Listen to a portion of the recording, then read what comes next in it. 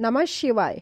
हर हर महादेव। दोस्तों आइए आज हम सुनते हैं ज्येष्ठ मास में सुनी जाने वाली शिवलिंग सींचने की कहानी। भगवान भोलेनाथ की कृपा आप सभी पर बनी रहे। आइए सुनते हैं शिवलिंग सींचने की कहानी।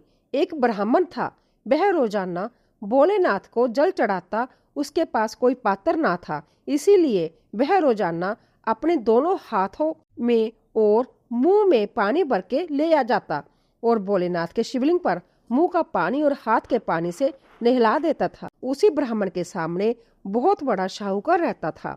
वह भी रोजाना शिवलिंग पर जल चढ़ाता और पूजा आराधना करता था। संजोग से दोनों एक ही समय जल चढ़ाते।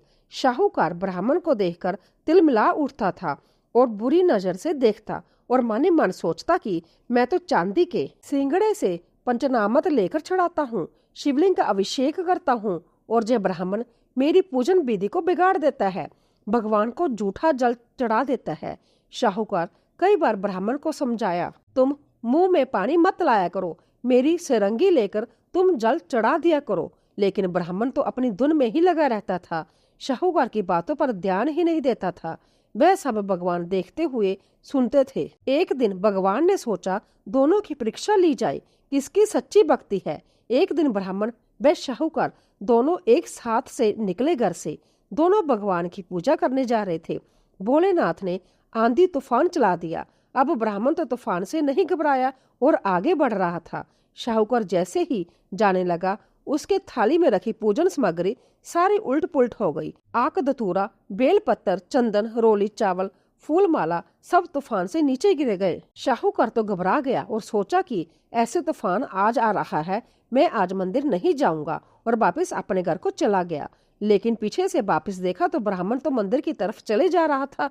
हिम्मत करके वह शाहूकार ने वापस थाली लगाई और आगे बढ़ा। थोड़ी ही दूर गया हुआ था कि सूखी नदी थी। भगवान ने सोचा यह दोनों एक परीक्षा में तो पास हो गए, अब दूसरी मुसीबत रखनी चाहिए।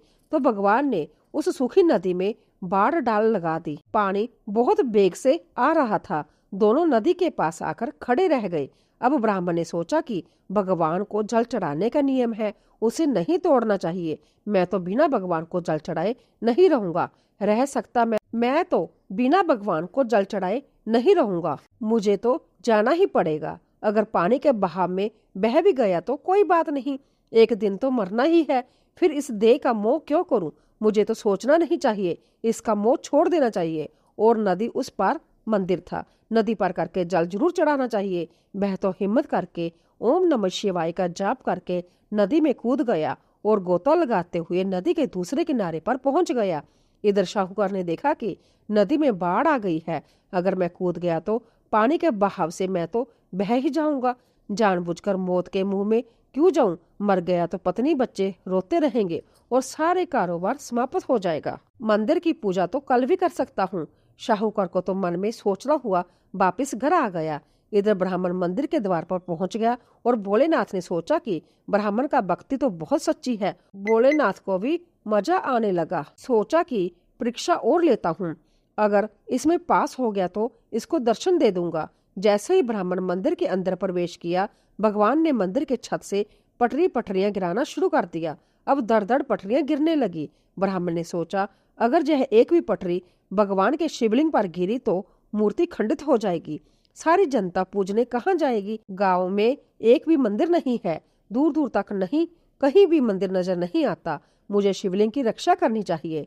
ब्राह्मण तुरंत शिवलिंग के ऊपर लेट गया और सोचा मैं मर भी गया तो कोई बात नहीं, ब्राह्मण भगवान शिव को कुछ नहीं होना चाहिए। जैसे ही शिवलिंग पर लेटा, भगवान ने तूफान रोक दिया और भोलेनाथ साक्षात दर्शन दिए। ब्राह्मण को गले लगा लिया और कहा, मांगो, तुम्हें क्या चाहिए? तुम्हारी भक्ति से मैं अंततः प्रसन्न हूँ। ब्राह्मण ने कहा, हे प्रभु, मुझे क्या चाहिए? मुझे तो आपके दर्शन हो गए, इससे बड़ा और क्या चाहिए? लेकिन भगवान ने जोर देकर कहा, ब्राह्मण, तुम्हें तो मैं जो मांगना है मांग लो। ब्राह्मण ने कहा, अगर आप देना ही चाहते हैं तो केवल एक राम जाड़ा दे दो, जिससे मैं आपको जल चढ़ा सकूं। अपनी भक्ति दे दो, जब तक जीवित रहूं सदा आपका ही गुण गाता रहूं और मुझे कुछ नहीं चाहिए। भगवान को हंसी आ गई, भगवान को भी, और बोले, ब्राह्मण, तुम कितने बोले हो, ब्राह्मण ने कहा, हे प्रभु, मनुष्य अपने जीवन में कितना भी होशियार क्यों ना हो, कितना भी धन दौलत वैभव वाला क्यों ना हो, मरने के बाद उसके साथ कुछ भी नहीं जाता। उसकी शायरी चतुराई यहीं पर रह जाती है। उसके साथ केवल भगवान की भक्ति जाती है। आपके दर्शन हो गए, मेरा तो जीवन सफल हो गया।